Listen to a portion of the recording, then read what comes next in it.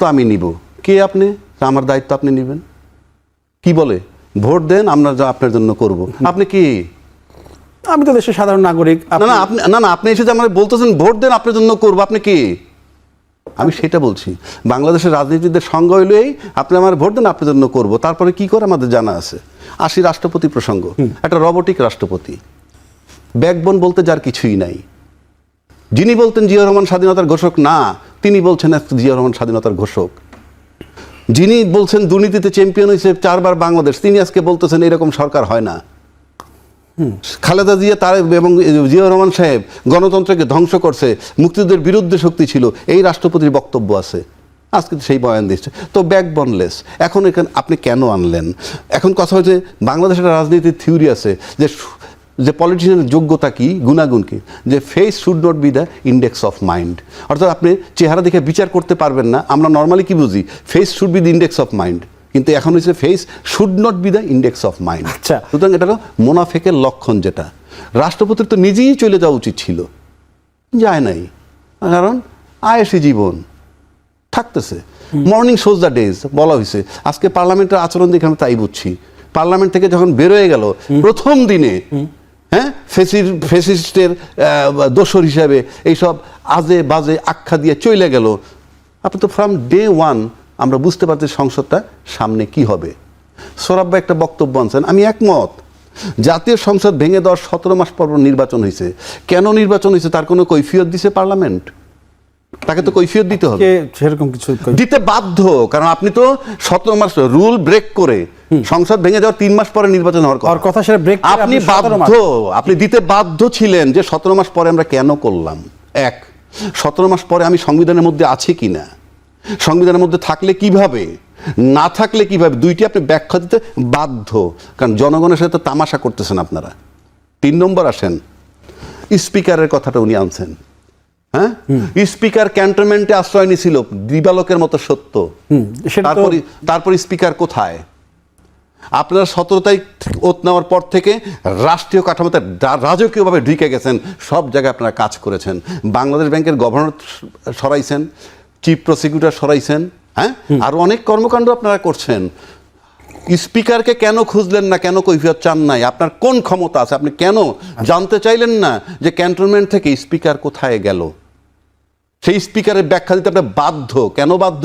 আপনার তো স্পিকারের কাছ থেকে সমস্ত দায়িত্ব বুঝে নেওয়ার কথা সংসদে। আজকে আপনি স্পিকার বিহীন অধিবেশন শুরু করছেন। তার মানে কি?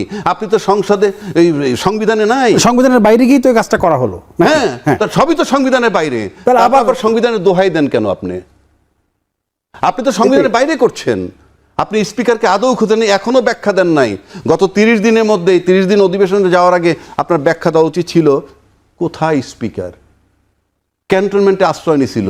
আমরা যখন একটা হত্যা মামলার আসামি খুঁজি, তখন লাস্ট খুঁজি উনি সবশেষে কার সাথে কথা বলেছিলেন, কিংবা সবশেষে কার সাথে রিক্সায় উঠেছিলেন। তাহলে সবশেষ স্পিকার ছিল ক্যান্টনমেন্টে। এরপর আজকে কেন স্পিকার শূন্য আমরা অধিবেশন শুরু করলাম? বলা উচিত ছিল, বলেন নাই।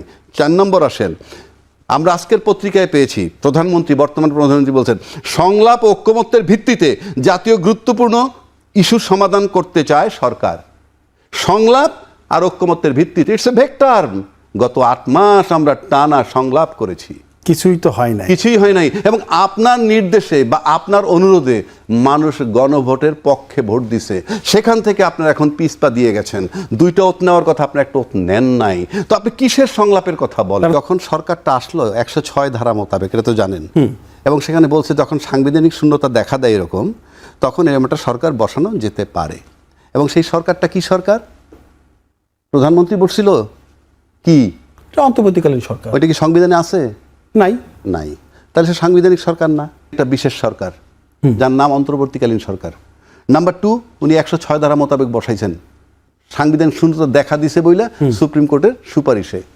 নাম্বার 3, উনি একজন অসাংবিধানিক সরকার। কে? ইউনূস সরকার, যার কথা বলছি। নাম্বার 4, উনি অনির্বাচিত সরকার, বাট জনসমর্থিত। অনির্বাচিত, অসাংবিধানিক, বাট জনসমর্থিত। দলমত নির্বিশেষে সব কীট পতঙ্গের মতো গিয়ে বঙ্গভবনে বসছে তাকে বসানোর জন্যে। বসাইয়া কারো বড় সিনায় বল ছিল না বলার আপনি 3 মাসের মধ্যে নির্বাচন দিয়ে চলে যান সংবিধান মোতাবেক, কেউ উচ্চারণ করে নাই, করছিল ওতে।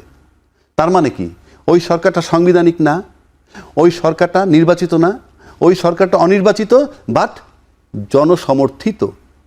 সুতরাং তার কারো কাছ থেকে ওত নিতে হবে। তাই শাহাবুদ্দিন সাহেব তখন তারা যে চিফ জাস্টিস যেই ওত দিত সেই ওত নিতেন। কিন্তু আজকে যখন নির্বাচন হয়েছে গণতন্ত্রের নামে, নির্বাচনের পার্লামেন্টে ঢুকছে, তখন ডেফিনেটলি তারা বলবে আমরা ফেসিজমের দোসর, যারা তাড়াইতে চাইছিল, যাকে তাড়াইতে পারে নাই বিএনপির কারণে আর সেনাবাহিনীর কারণে, যেটা প্রেসিডেন্ট নিজে বলছে। সুতরাং তার অধীনে তার ভাষণ তারা শুনবে না।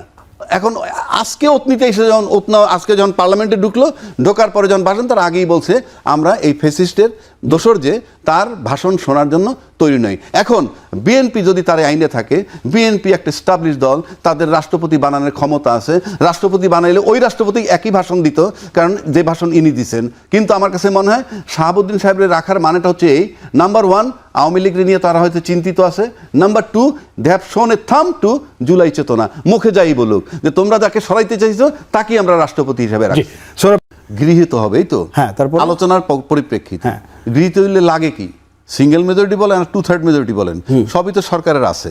সুতরাং যারা পার্লামেন্টে আসবে বিরোধী দল, তারা হয়তো বিভিন্ন গ্রাউন্ডে, আজকে আমি যে কথাগুলো বললাম সেই প্রশ্নগুলো আনা উচিত, এটা তো ওনার ভাষণে আসে নাই। স্পিকার কোথায়, 17 মাস পর নির্বাচন, আলোচনা হওয়া উচিত, এগুলো ডেফিনেটলি হওয়া উচিত, এটা কৈফিয়ত দেওয়া উচিত।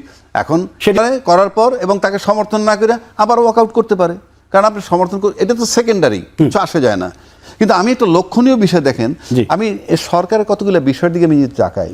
আজকে পার্লামেন্টারি অ্যাফেয়ার্স বলতে একজন বিচার আছে, মন্ত্রী আছে, ওই আইন বিচার এবং সংসদ। আমরা যে এই সংসদ অধিবেশনটা হইল প্রাথমিক, আমরা কিন্তু আইনমন্ত্রীর কোথাও কোনো চেহারা দেখি নাই, কোনো বক্তব্য পাই নাই। তার রোলটা তাহলে কি? মানে আমি কেন কথাটা বললাম, অধ্যক্ষটা বসবে, পার্লামেন্টারি অ্যাফেয়ার্সের মন্ত্রীই তো সে, সেক্ষেত্রে আমি তার তেমন কোনো উদ্যোগ আমি দেখি নাই। মানে এটা আমার কাছে মনে হয় কি, যে ভিতরে একটা লড়াই বোধহয় চলতেছে। কেন বলছি, যেমন ধরেন একটা অ্যাটর্নি জেনারেল এখনো নিয়োগ হয় নাই, অ্যাটর্নি জেনারেল কিন্তু এখনো নিয়োগ হয় নাই। বলতে পারেন যে ভারপ্রাপ্ত দিয়ে চলতেছে, তো আপনি যেখানে গভর্নর পাল্টায় ফেলাইলেন, আপনি যেখানে চিফ প্রসিকিউটর পাল্টাইলেন, রাষ্ট্রের প্রধান আইনবিদ কেন দিতে পারলেন না? এটা অন্তর্কলহ, একটা লড়াই চলতেছে মনে হয়। কেননা আমি দেখলাম আইনজীবী ফোরামের একটা ইফতার পার্টিতে, সেই ইফতার পার্টিতে দেখলাম আজকে ডেপুটি স্পিকার যিনি ছিলেন কায়সার কামাল ছিলেন, জয়নাল আবেদিন সাহেব ছিলেন, মাহবুদ্দিন খোকন সাহেব ছিলেন, আমাদের স্বরাষ্ট্রমন্ত্রী সাহেব ছিলেন, বাট উনি ছিলেন না এই আইনমন্ত্রী। উনি কিন্তু লয়ের ছাত্র, অ্যাটর্নি জেনারেল ছিলেন, বিচার বিভাগের মানে আইন ও বিচার বিভাগের মন্ত্রী উনি, ডেফিনেটলি ওনার থাকার কথা, কিন্তু থাকলেন না। এখন এটা নিয়ে আমাকে এটা দৃশ্যমান যে জিনিসটা দেখা যায়, তাতে মনে হয় কোথাও যেন একটা শীতল লড়াই চলছে। এটা তো ভালো লক্ষণ নয়। একটা সরকার যে শুরু হইলো, তাতে এটা ভালো লক্ষণ নয়। সেই জিনিসটা আমি বলতে চাচ্ছি। ক্ষমতায় আসছে যে সরকার, শেখ হাসিনা সরকারও ছিল। শেখ হাসিনা বাংলাদেশের প্রশাসনের যেভাবে ব্যবহার করতে পারছে, তার 20 ভাগের 1 ভাগও এই বিএনপি ব্যবহার করতে পারবে না। সুতরাং বিএনপি শেখ হাসিনার মতো শক্তিশালী সরকার কখনো হতে পারবে না, 1 নম্বর। 2 নম্বর, যে বিরোধী দলটার কথা বলা হয়েছে আপনার 68 আর 74টা সিট নিয়ে, অন্যান্য জায়গায় বাদই দিলাম, তারা 31% ভোট পাইছে, তামাশা নয়।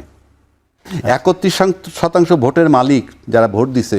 আর রেজওয়ানা চৌধুরীর বক্তব্যতে মনে হয়েছেই যে তাদেরকে থামানো হয়েছে ক্ষমতা না আসা থেকে, ক্ষমতায় আসা থেকে তাদেরকে থামানো হয়েছে। তার ইঞ্জিনিয়ার সে বলছে সম্প্রতি, বলছে উগ্রপন্থী, প্রথম বলছে জামাতের কথা, পরে তার মানে বোঝা যায় যে তাদের স্পিড কি। 3 নম্বর হলো তারা ত্যাগী যে ছেলেপেলেগুলো ওখানে আছে, তাদের যে মোরাল কারেজ, সেই মোরাল কারেজ সরকারের নাই।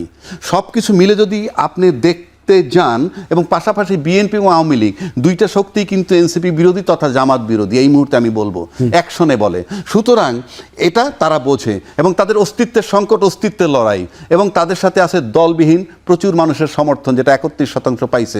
বিষয়টা খুব সহজ না। যদি পার্লামেন্টে সলভ না করতে পারে, তাহলে তারা যদি মাঠে নামে, আমি জানি না মাঠে নামবে কি নামবে না, that is not my subject. মাঠে যদি নামে, ব্যাপক শোডাউন হবে, প্রচুর লোক তাদের সাথে থাকবে, কোনো সন্দেহ নাই। কারণ যারা 31% ভোট যারা তাদেরকে দিছে, তারা পরিবর্তন চায়, এবং সেখান থেকে তারা আদৌ সরে নাই, আমি নিশ্চিত।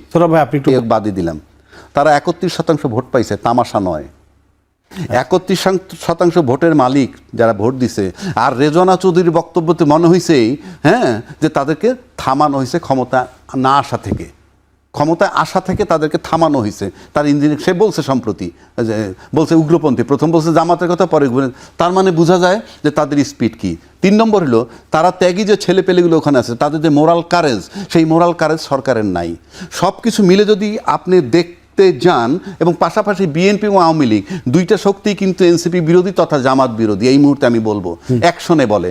সুতরাং এটা তারা বোঝে, এবং তাদের অস্তিত্বের সংকট, অস্তিত্বের লড়াই, এবং তাদের সাথে আছে দলবিহীন প্রচুর মানুষের সমর্থন, যেটা 31% পাইছে।